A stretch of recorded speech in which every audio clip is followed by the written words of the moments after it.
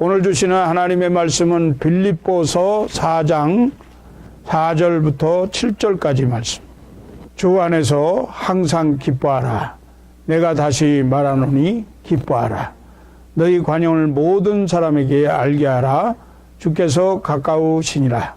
아무것도 염려하지 말고 다만 모든 일에 기도와 간구로 너희 구할 것을 감사함으로 하나님께 아뢰라. 그리하면 모든 지각에 뛰어난 하나님의 평강이 그리스도 예수 안에서 너희 마음과 생각을 지키시리라. 아멘. 독일의 실존주의 철학자인 하이데커가 인간은 던져진 생을 산다, 그렇게 말했습니다. 모든 인간은 자신의 의지와는 상관없이 어떤 특정한 상황 가운데에서 던져져 가지고 그 상황으로 인해서 고통받으면서 살아간다, 그런 설명입니다. 하나님의 말씀도 인생은 모든 것이 헛된 것이고 허무한 것이라고 말씀합니다. 인생을 마른 풀과 같다, 잠깐 있다가 사라지는 안개와 같다, 그렇게 말씀했습니다. 최고의 부귀 영화를 누리면서 살았던 솔로몬 왕의 인생의 즐거움에 대한 고백을 한번 들어보시기 바랍니다. 전도서 2장 1절에서 2절 말씀에 솔로몬은 이렇게 고백했습니다. 나는 내 마음에 이르기를 자, 내가 시험 삼아 너를 즐겁게 하리니 너는 낙을 누리라 하였으나 보라, 이것도 헛되도다. 내가 웃음에 관하여 말하여 이르기를 그것은 미친 것이라 하였고 희락에 대하여 이르기를 이것이 무슨 소용이 있는가 하였노라. 자, 그럼에도 불구하고 하나님은 우리 그리스도인들에게 기쁨으로 사는 인생이 되라고 명령하고 계십니다. 절망 가운데서 슬퍼하며 살아갈 것이 아니라 오히려 항상 기뻐하고 감사하면서 살아가라고 명령하십니다. 이것이 하나님의 뜻이라고 말씀합니다. 빌립보서 4장 4절 말씀에 주 안에서 항상 기뻐하라. 내가 다시 말하노니 기뻐하라. 빌립보서 3장 1절에서는 정말로 나의 형제들아 주 안에서 기뻐하라. 데살로니가 전서 5장 16절에서는 항상 기뻐하라. 성경은 우리 그리스도인들을 향해서 항상 기뻐하라, 이렇게 명령합니다. 성경에서 이보다 더 강한 구절은 아마도 없을 것 같습니다. 단 두 마디로 형성된 이 짧은 한 소절이 담고 있는 의미는 실로 엄청납니다. 이 세상에 그 누가 이처럼 항상 기뻐하며 살아가는 사람이 있을까요?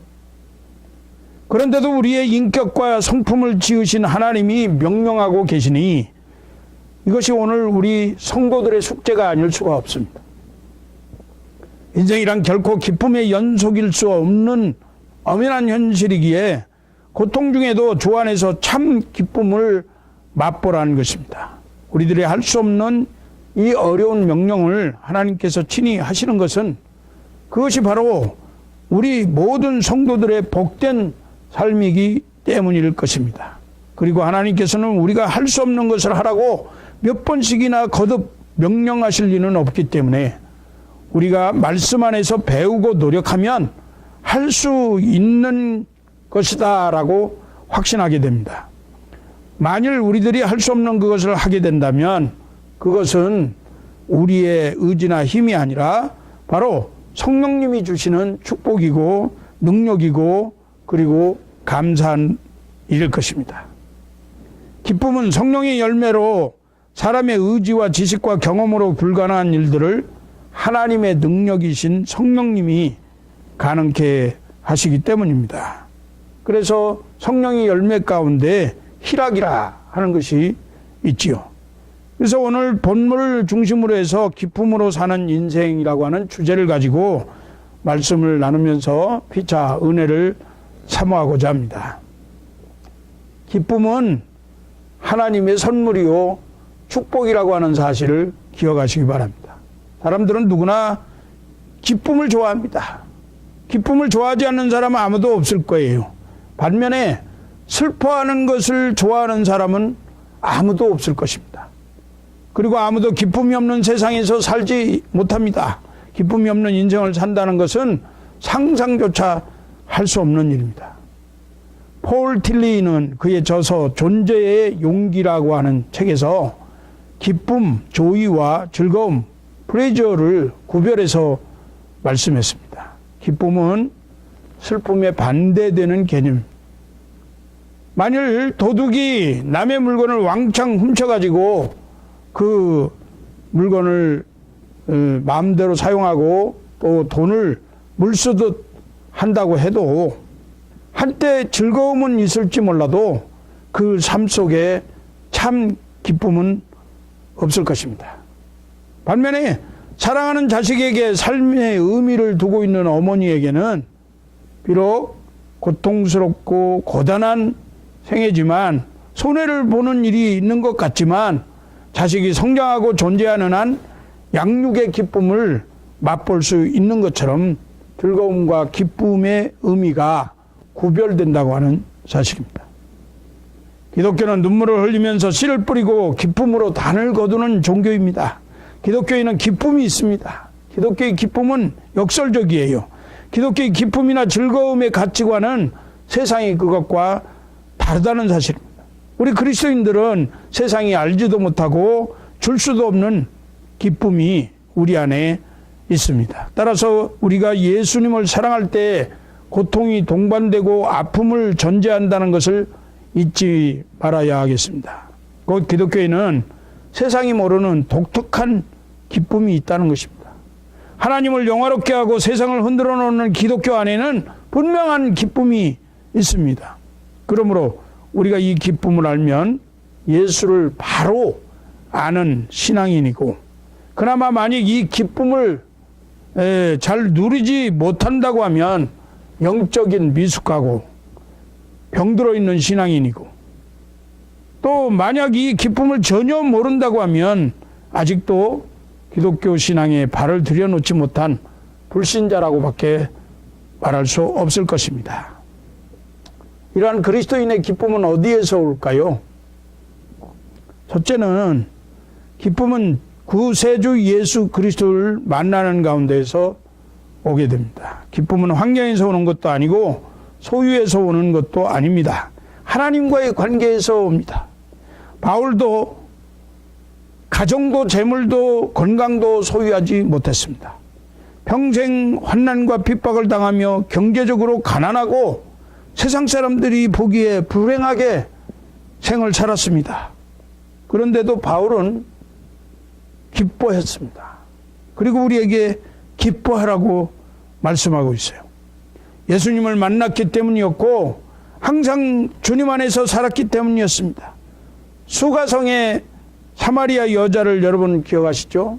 이 수가성의 사마리아 여자는 5번의 결혼 실패로 웃음도 기쁨도 잃어버렸던 불행한 여자였습니다.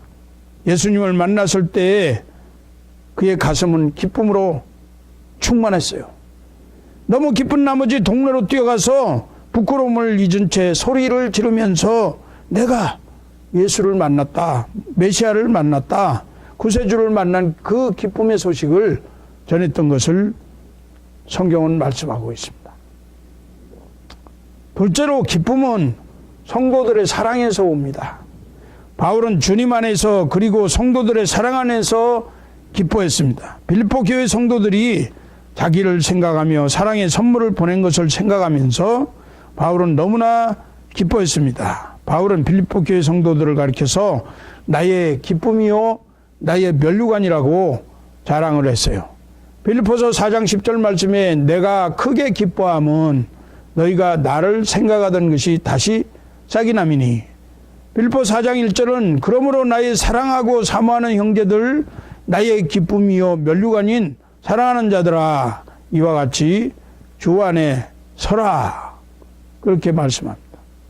우리들도 성도들의 사랑의 교제 안에 있으면 평생을 기뻐하게 할 줄로 믿습니다. 셋째로 기쁨은 열심히 수고하고 일하는 가운데에서 옵니다. 사람은 수고함으로써 낙을 누리도록 지음을 받았습니다. 우리가 수고할 때 기쁨을 누립니다. 놀고 먹는 사람은 기쁨을 누릴 수가 없어요. 하나님이 부르신 소명으로 수고하는 가운데에서 기쁨은 우리에게 찾아옵니다. 다른 사람을 위해서 그리고 주님을 위해서 수고할 때 우리는 한없는 기쁨을 누리게 됩니다. 바울은 모든 사도보다 더 많이 수고했고 더 많이 환난과 핍박을 받았습니다. 그럼에도 불구하고 그는 더 많이 더 크게 기뻐했습니다. 전도서 3장 13절 말씀에 사람이 수고함으로 낙을 누리는 것이 하나님의 선물인 줄 알았도다 라고 말씀합니다. 우리 삶의 가장 소중한 선물은 기쁨입니다. 기쁨이 행복이고 아름다움이고 축복인 줄로 믿으시기를 바랍니다. 주 안에서 in Christ, 이 주 안에서라고 하는 말이 아주 중요한 키포인트입니다. 빌립보 3장 1절에서는 정말로 나의 형제들아 주 안에서 기뻐하라. 빌립보서 3장 7절에서 8절은 그러나 무엇이든지 내게 유익하던 것을 내가 그리스도를 위하여 다 해로 여길 뿐더러 또한 모든 것을 해로 여김은 내 주 그리스도 예수라는 지식이 가장 고상함을 인함이라. 오늘 4장 4절 말씀은 주 안에서 항상 기뻐하라. 바울 자신이 이렇게 주 안에서 항상 기뻐하는 이유를 빌립보서 3장 7절에서 8절에서 설명하고 있는 거예요. 한마디로 요약하면 기뻐하는 이유는 예수님을 얻었다 하는 겁니다. 가장 예수 그리스도를 아는 것이 고상하기 때문에 그 예수님을 얻었다고 하는 것이 자신에게 기쁨이라 하는 거예요.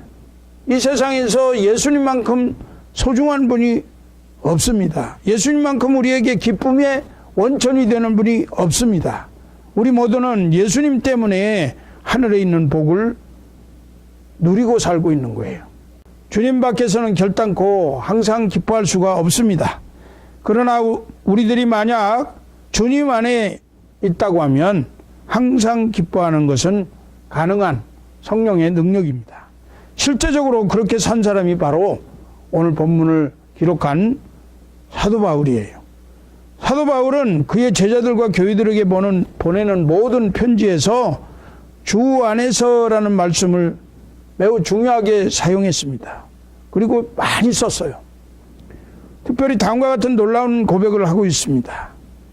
빌립보서 4장 13절 말씀에 내게 능력 주시는 자 안에서 내가 모든 것을 할 수 있느니라. 주 안에서 모든 것을 할 수 있다고 고백하는 거예요. 이 세상 그 누구가 모든 것을 할 수 있다고 이렇게 담대하게 선언할 수 있겠습니까?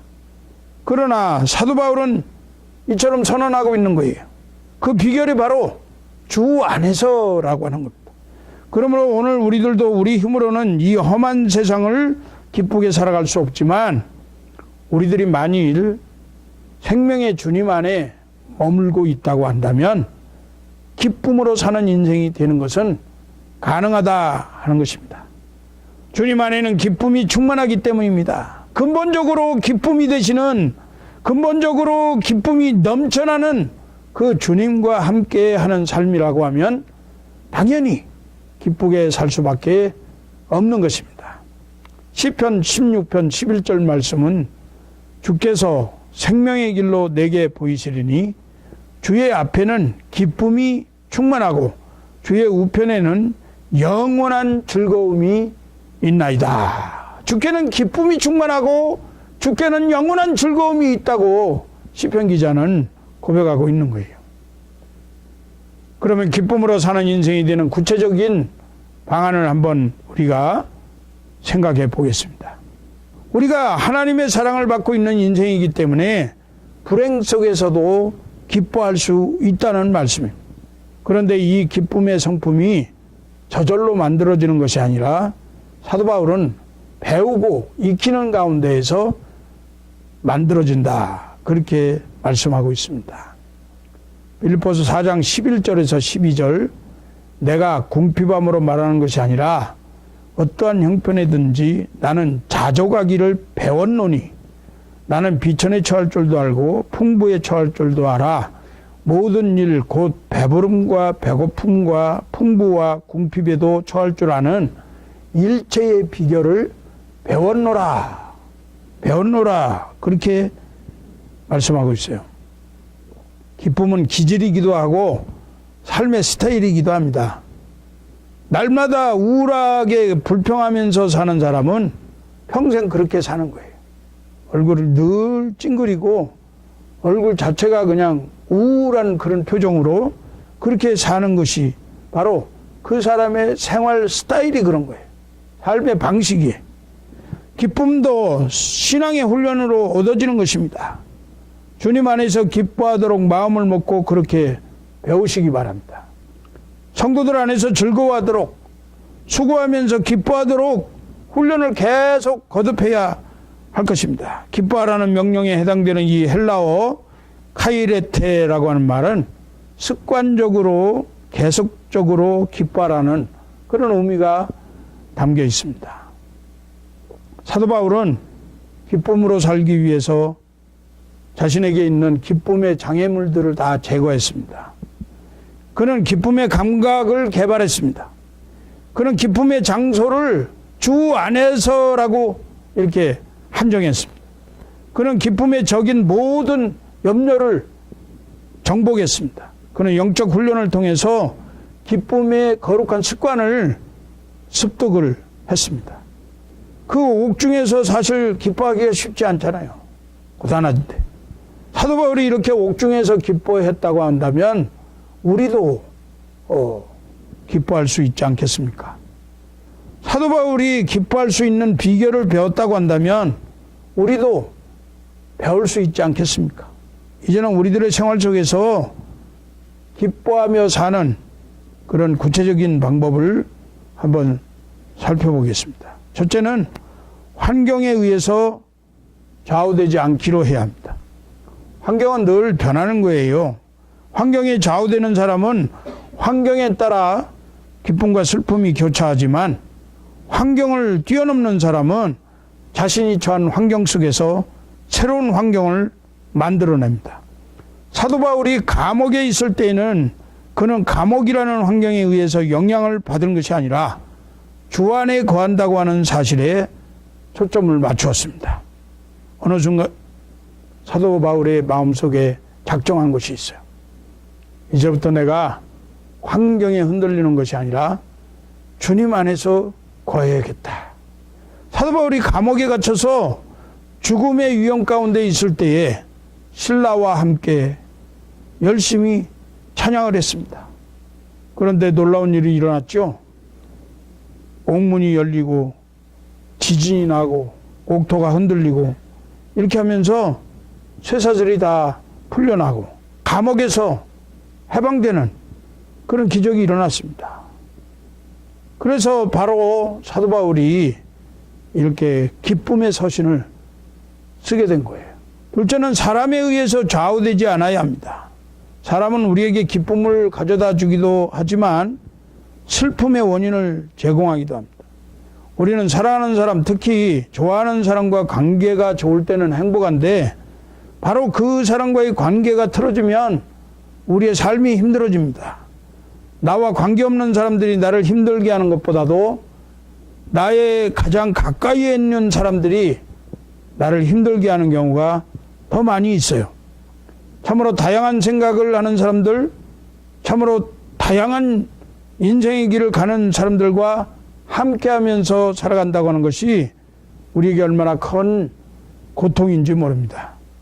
사도 바울이 감옥에서 이 빌립보 교회에 편지를 쓸 때도 그런 문제가 있었던 것 같아요. 오늘 우리가 읽지 않았지만 빌립보서 4장 2절에 보니까 내가 유오디아를 권하고 순두개를 권하노니 주 안에서 같은 마음을 품으라 그랬는데 유오디아, 순두개 이 두 사람 성도들이에요. 둘 다 공동체를 위해서 열심히 함께 사역하던 사람들이었습니다. 같은 교회 공동체 일원으로서 함께 일하던 사람이에요. 두 사람에게 열심히 없었다고 하면 교회에서 자신의 생각을 주장하고 불만을 얘기하고 그렇게 할 필요가 없었을 것입니다. 이 두 사람이 함께 기쁨을 회복할 수 있는 길이 있다고 하면 그것은 주 안에서 같은 마음을 품는 것이었습니다. 교회는 주 안에서 같은 생각을 하는 공동체입니다. 주님이 원하시는 비전이 바로 우리의 비전이 되고 주님의 기쁨이 우리의 기쁨이 되는 것이 바로 교회 공동체입니다. 신앙인의 성숙은 바로 주님의 마음을 품는 데 있는 거예요.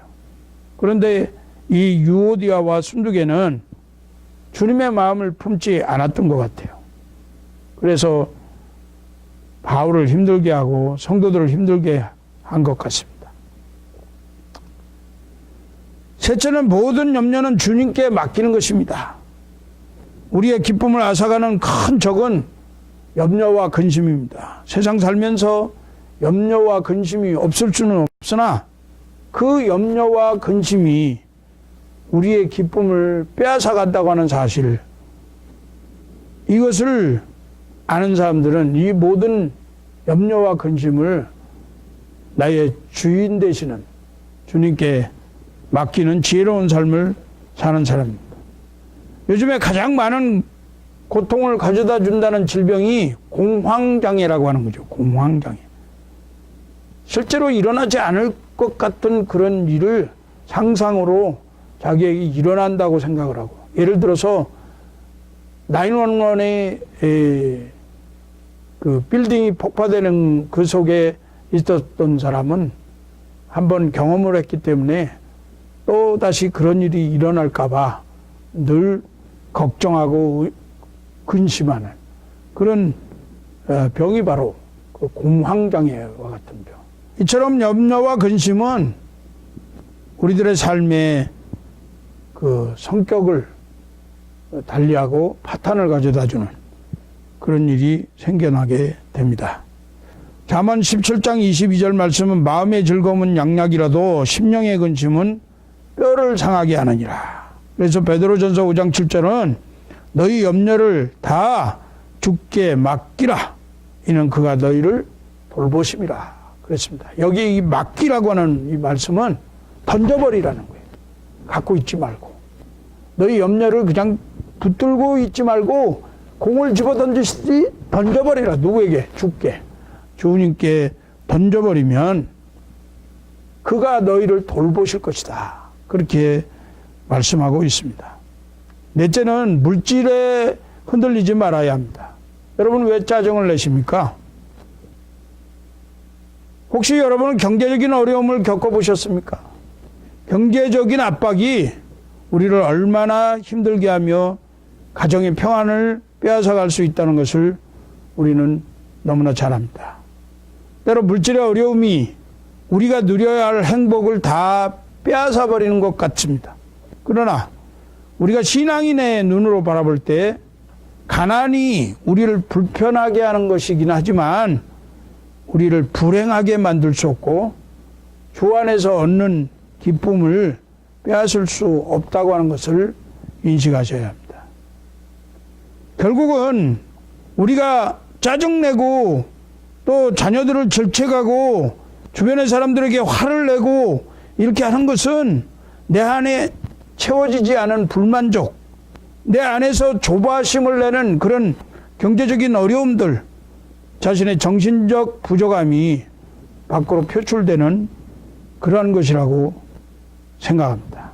습관적인 짜증과 불만 이런 것들은 성숙하지 못한 자신의 인격에서 비롯되는 것이라고 생각이 되어집니다. 그러므로 우리가 기쁨을 습관적으로 훈련하는 것이 필요하다. 불행한 일들이 우리 주변에 있을 수 있지만 그래도 그런 가운데서도 우리 주님은 기뻐하라고 하셨기 때문에 사도 바울이 빌립보 교인들에게 편지를 쓸 때 그 가운데는 정말로 물질로 고통을 당하는 사람들이 적지 않이 있었던 것 같아요.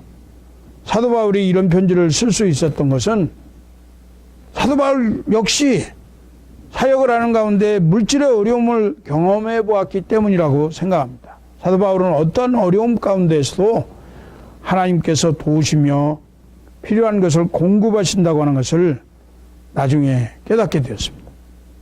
바울의 형편을 살펴보면 솔직히 기뻐할 것이 하나도 없습니다. 바울에게는 처자도 없고 가정도 없어요. 그는 사탄의 가시라고 하는 그 표현할 수 없을 만큼 자기만이 아는 독특한 그 질병 때문에 고통을 가지고 살았습니다.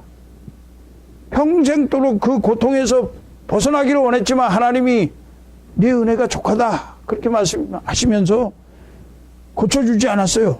그래서 평생 그 고통에서 벗어나지 못하고 살았습니다. 그럼에도 불구하고 바울이 기뻐한 이유는 모든 고통까지도 어려움까지도 하나님께서 주신 은혜라고 받아들였기 때문에 가능했던 것입니다. 고린도 후서 12장 9절 말씀에 나에게 이르시기를 내 은혜가 네게 족하도다. 이는 내 능력이 약한 데서 온전하여짐이라 하신지라. 그러므로 도리어 크게 기뻐함으로 나의 여러 연약한 것들에 대하여 자랑하리니 이는 그리스도의 능력이 내게 머물게 하려 함이라. 빌립보서 4장 19절은 나의 하나님이 그리스도 예수 안에서 영광 가운데 그 풍성한 대로 너희 모든 쓸 것을 채우시리라. 마지막으로 기쁨은 희생을 통해서 찾아온다는 사실을 우리가 깨달아야 합니다. 요한복음 3장 16절 말씀, 가장 하나님의 사랑 드러나는 그런 말씀이죠. 세상을 이처럼 사랑하사 독생자를 주셨으니, 독생자 주시는 희생이 없이는 구원의 역사가 없었다고 하는 사실을 우리는 알죠. 하나님이 우리를 사랑하신다는 가장 분명한 고백이 독생자를 희생시켜 주심으로 증명되었다고 하는 사실을 믿으시기 바랍니다. 이제 말씀을 맺으려고 합니다. 신앙적으로 성숙한 성품은 기쁨을 낳습니다.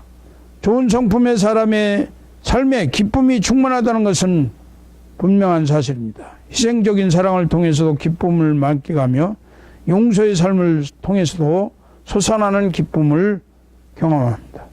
신앙이 성숙한 성품의 사람은 환경에 의해서 지배되지 않습니다. 오히려 환경을 지배해 나가는 사람입니다.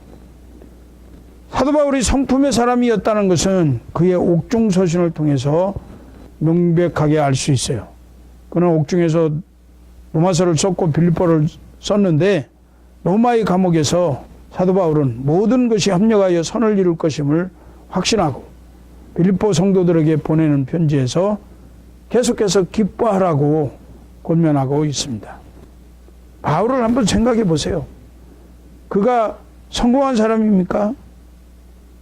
그는 지금 로마 감옥에 갇혀 있는 사람, 그런 사람이 기뻐한다고 소리칠 수 있습니까? 그러나 그런 처지에서도 바울은 기뻐했습니다. 감옥이라고 하는 이 환경도 하나님이 주셨다고 믿었기 때문입니다. 그는 그 감옥에서 찬양하고 기도했습니다. 감옥에서도 하나님의 말씀이 전파되어지는 것을 보고 경험했습니다. 바울은 예수님 때문에 기뻐했고 예수 안에서 기뻐했습니다. 그는 감옥에서도 예수님을 아는 지식이 가장 고상한 것으로 여기고 나머지 모든 것들은 다 배설물로 여긴다고 이렇게 고백을 했습니다. 또한 바울에게 소망이 있습니까? 빌립보서를 한번 읽어보세요. 그는 스스로 고백하기를 자신은 삶과 죽음 사이에 끼어 있다고 말합니다. 바울은 자신의 죽음을 예감하고 있었습니다. 그러나 바울은 죽음조차도 주를 위한 것이라면 기뻐할 수 있다고 했습니다. 우리 각자 처한 형편이 다 다릅니다. 어떤 사람은 만족스러워할 수도 있고 어떤 사람은 불만족스러워할 수도 있습니다. 또 어떤 사람은 행복해할 수도 있고 어떤 사람은 하루하루 사는 것이 고통스러울 수도 있습니다. 그러나 어떤 형편에 놓여 있든지 우리는 바울처럼 주 안에서 항상 기뻐할 수 있어야 합니다. 이것은 나의 형편을 하나님께서 주신 것으로 이렇게 믿음으로 받아들일 때 가능합니다. 하나님께서 보실 때 모든 것이 합력하여 선을 이룰 수 있다고 판단되기 때문에 나에게 이러한 환경을 허락해 주신 것이다 라고 받아들이는 것입니다. 모든 형편을 하나님이 주신 선한 것으로 받는 사람에게는 항상 기뻐할 수 있는 은혜가 있습니다. 이것을 바울이 우리에게 가르쳐 주는 거예요. 하박국 3장 17절 18절 말씀에 비록 무화과 나무가 무성하지 못하며 포도나무에 열매가 없으며 감람나무에 소출이 없으며 밭에 먹을 것이 없으며 우리의 양이 없으며 외양간에 소가 없을지라도 나는 여호와로 말미암아 즐거워하며 나의 구원의 하나님으로 말미암아 기뻐하리로다. 느헤미야 8장 9절에서 10절은 너희는 슬퍼하지 말며 울지 말라. 여호와를 기뻐하는 것이 너희 힘이니라. 이렇게 말씀합니다. 우리 그리스도인들은 사람들보다는 하나님께 기쁨을 드리고 사람보다는 하나님의 칭찬과 지지를 받으며 살아가는 사람들입니다. 많은 사람들이 자신의 출세와 성공을 위해서 다른 사람을 기쁘게 하려고 하지만 하나님께서 이 땅에서 원하는 사람은 바로 하나님을 기쁘시게 하는 사람. 하나님께서 이 땅에서 하나님을 기쁘시게 하는 사람들, 교회 공동체를 보시고 그들로 인해서 하나님이 기뻐하시는 거예요.